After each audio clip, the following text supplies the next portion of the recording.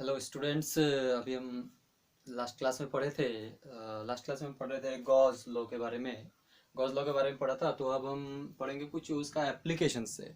Application Gauss law क्यों जरूरी है। देखो, जैसे हमको पता है कूलम्ब्स लॉ पढ़े थे, तो कूलम्ब्स लॉ के हिसाब से एक पॉइंट चार्ज है। तो यहाँ पे फील्ड पता करना, किसी एक पॉइंट पे फील्ड पता करना है, तो हमें क्या करना है, यहाँ पे एक यूनिट पॉजिटिव चार्ज रखना है, टेंस टू जीरो यहाँ पे रखते हैं। तो जो ये जो फोर्स एक्सपीरियंस करता है वही फील्ड बताता है। मतलब ई को क्या लिखते हैं, E is equal to force experience by this charge placed at this point from this charge. Okay, now Coulomb's law, using this Coulomb's law we can find the electric field at a point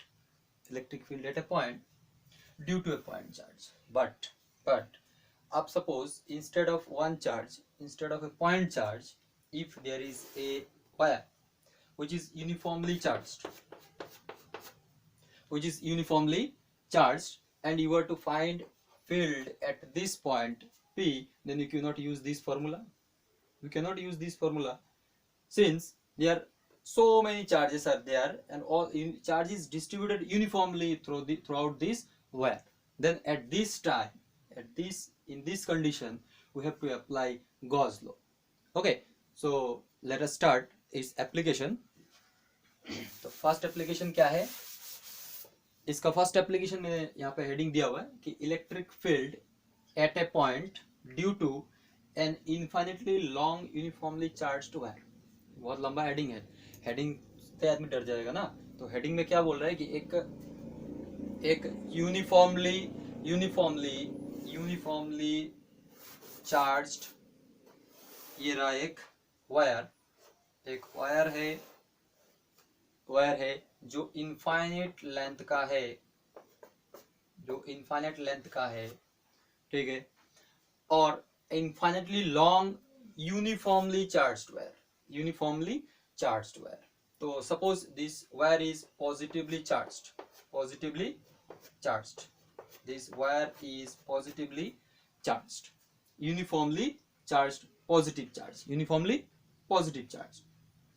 now we are to find suppose, तो यहाँ पे पहले निकालने से पहले कुछ समझना पड़ेगा। तो हमको पता है कि क्योंकि ये पॉजिटिव चार्ज है, यूनिफॉर्मली डिस्ट्रीब्यूटेड है, तो हर जगह से फील्ड लाइंस ऐसे निकलेंगे, यहाँ से ऐसे, यहाँ से ऐसे, इधर की तरफ। पॉजिटिव से क्या होता है, दूर की तरफ जाता है। यूनिफॉर्मली चार्ज्ड है, so electric field at every point will be, electric field जो हर पॉइंट से इलेक्ट्रिक फील्ड निकलेगा वो क्या सेम निकलेगा, ठीक है ना।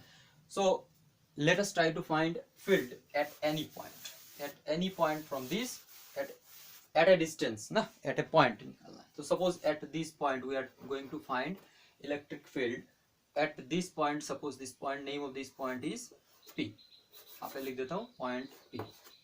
At this point we are going to find electric field due to this uniformly charged infinite long wire. So suppose this point is at some distance r from the wire. ये wire मैंने जो लिया है, ये कोई एक बहुत लंबा वायर है ना, इसमें से मैंने एक छोटा सा वायर यहाँ पे ड्रॉ किया, बहुत इनफाइनेटली लंबा वायर है। उसके किसी भी एक जगह से मैंने एक r डिस्टेंस से दूर एक पॉइंट पी लिया जहाँ पे मुझे इलेक्ट्रिक फील्ड पता करना है।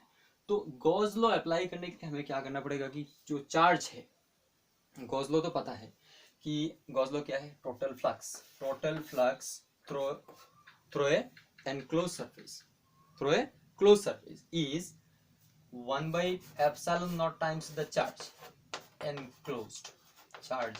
जो भी सरफेस होगा उसके अंदर जो चार्ज होगा उसका 1 by epsilon naught टाइम्स होगा। तो इस चीज को यहाँ पे अप्लाई करने के लिए, यहाँ पे तो कोई सरफेस नहीं है, तो हमको एक इमेजिनरी सरफेस बनाना पड़ेगा जिसको हम गॉसियन सरफेस बोलते हैं, गॉसियन सरफेस। तो यहाँ पे एक चीज हमको यूज करना पड़ेगा, गॉसियन सरफेस।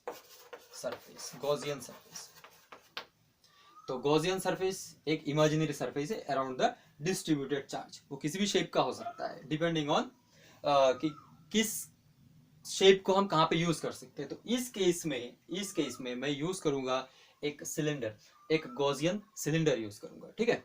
सो let us start. Gaussian surface समझ में आ गया कि इमेजिनरी सरफेस है अराउंड द डिस्ट्रीब्यूटेड चार्ज, क्योंकि हमको गॉस लॉ यूज करना है, गॉस लॉ सरफेस के अंदर ही चार्ज होगा तभी, क्योंकि यहाँ पे कोई सरफेस लिया नहीं है, चार्ज अंदर है नहीं तो कैसे निकालेंगे, ठीक है। तो let us try to find field at this point. Suppose there is charge is distributed uniformly, so suppose lambda is the charge density, charge density, yeah, charge density, linear charge, lambda is the, suppose lambda is the linear charge density। linear charge density का मतलब क्या है कि पर unit length में इसमें इतना charge है, ठीक है, that is charge per unit, that is charge per unit length, यहाँ पे जो lambda है वो है चार्ज पर यूनिट लेंथ, ठीक है।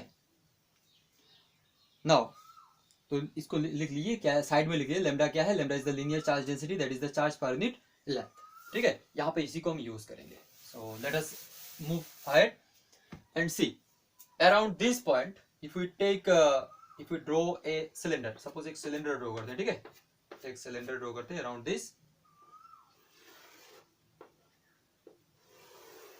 दिस एक सिलेंडर ड्रॉ करते हैं। सिलेंडर पर उतना अच्छा नहीं होगा, फिर भी मैं ट्राई कर रहा हूँ अच्छा हो, ठीक है, तो आप थोड़ा अच्छे से ड्रॉ कर लें।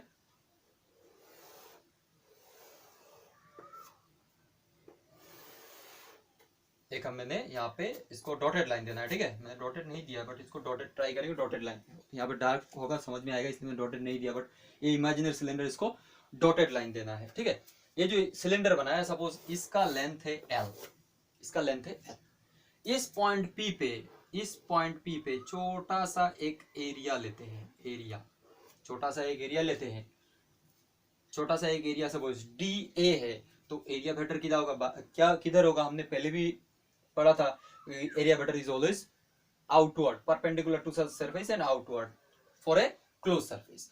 तो यहाँ पे ये क्लोज सरफेस है तो इसका एरिया वेक्टर इधर होगा DA वेक्टर, ठीक है।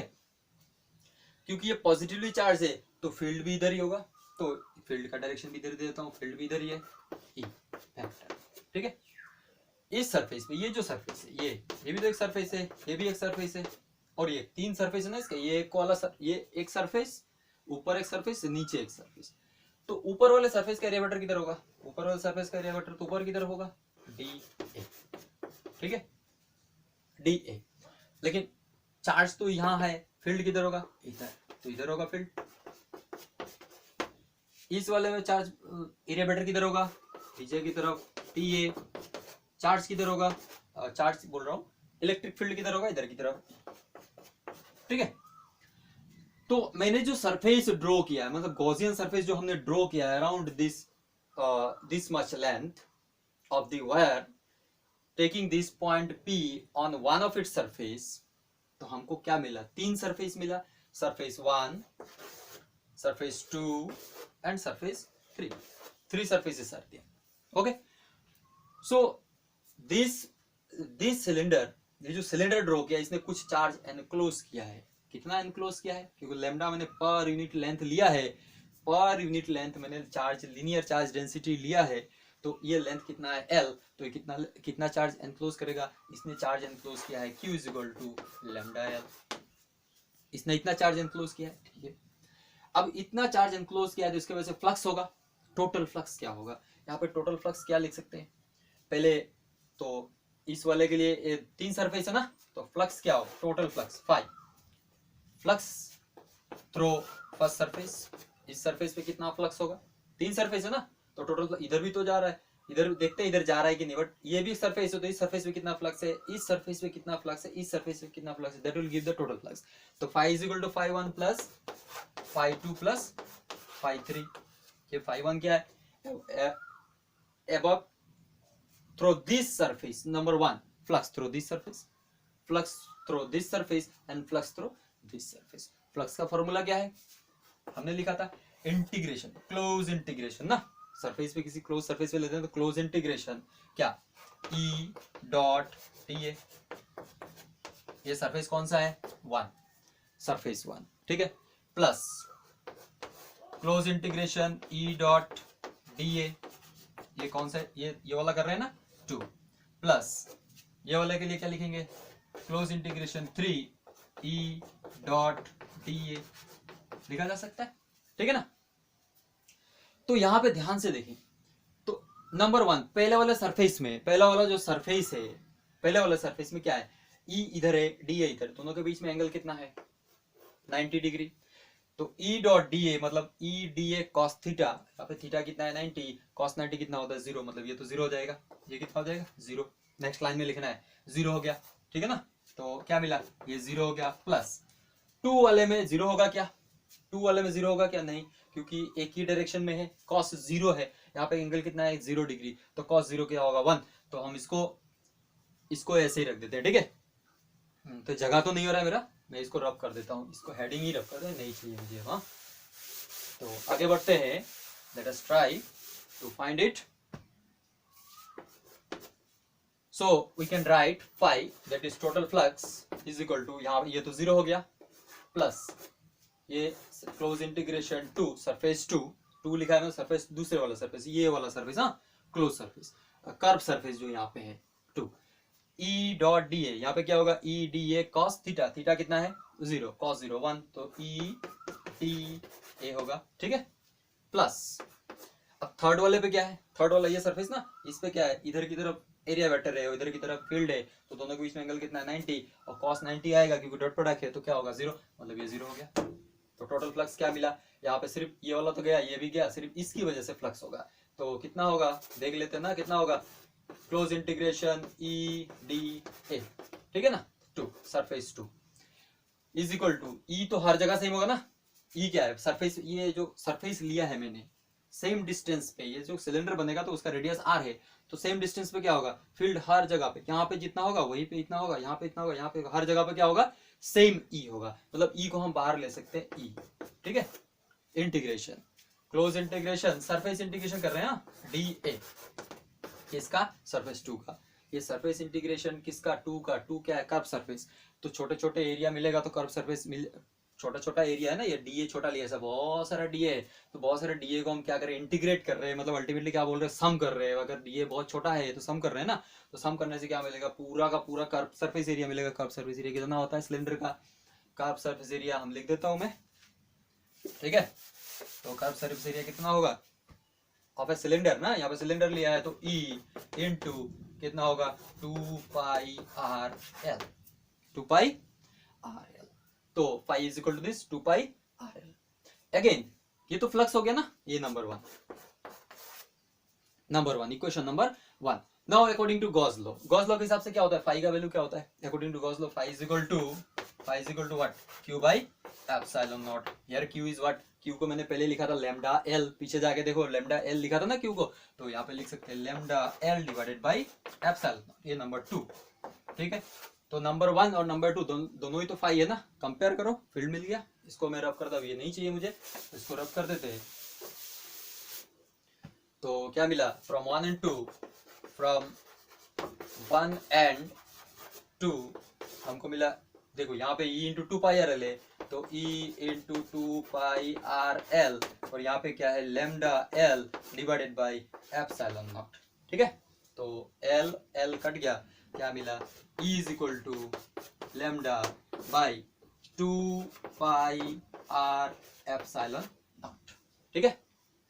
अगर वेक्टर फॉर्म में, इसको वेक्टर फॉर्म में लिखना हो, ये आता है एग्जाम में बहुत कि वेक्टर फॉर्म में लिखो इसको, ये तो हो गया मैग्नीट्यूड मिला हमको, फील्ड का मैग्नीट्यूड क्या है lambda by 2 pi r epsilon naught. ये वायर के लेंथ पे डिपेंड किया गया, बिल्कुल कहीं भी दिख रहा है वायर के लेंथ पे, बिल्कुल नहीं दिख रहा है, ठीक है ना, यहाँ पे नहीं दिख रहा है, डिस्टेंस पे डिपेंडेंट है, डिस्टेंस जितना ज्यादा होगा उतना ही कम होगा, तो पता ही है कि फील्ड से किसी भी वायर से या किसी चार्ज से जितना दूर जाएंगे उतना ही यहाँ पे कम होगा, इस जगह पे कम हो रहा है, बाकी किसी पे नहीं भी हो सकता है, वो बात की बात है, ठीक है। तो यहाँ पे देख लेते हैं, इसको वेक्टर फॉर्म में लिखना हो तो क्या लिख सकते हैं, डायरेक्शन देना पड़ेगा, E is equal to lambda, lambda का तो कोई डायरेक्शन नहीं होगा, 2 पाई आर एप्सिलॉन नॉट, इसका डायरेक्शन क्या होगा आर कैप, आर कैप क्या है unit vector along the radius, क्योंकि ये रेडियली सिलेंडर में ड्रॉ किया, सिलेंडर में जाके देखो रेडियली आउटवर्ड है ना, रेडियली आउटवर्ड है, बाहर की तरफ जा, तो अलोंग द रेडियस है, तो आर कैप डायरेक्शन दी थी हमने, आर कैप क्या है radius unit vector along the radius, okay.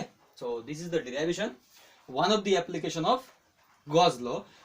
इसमें हमने क्या किया कि एक infinitely long uniformly charged wire लिया, उसके वजह से किसी एक पॉइंट पे आर डिस्टेंस दूर किसी एक पॉइंट पे हमने क्या किया, we have calculated electric field due to that uniformly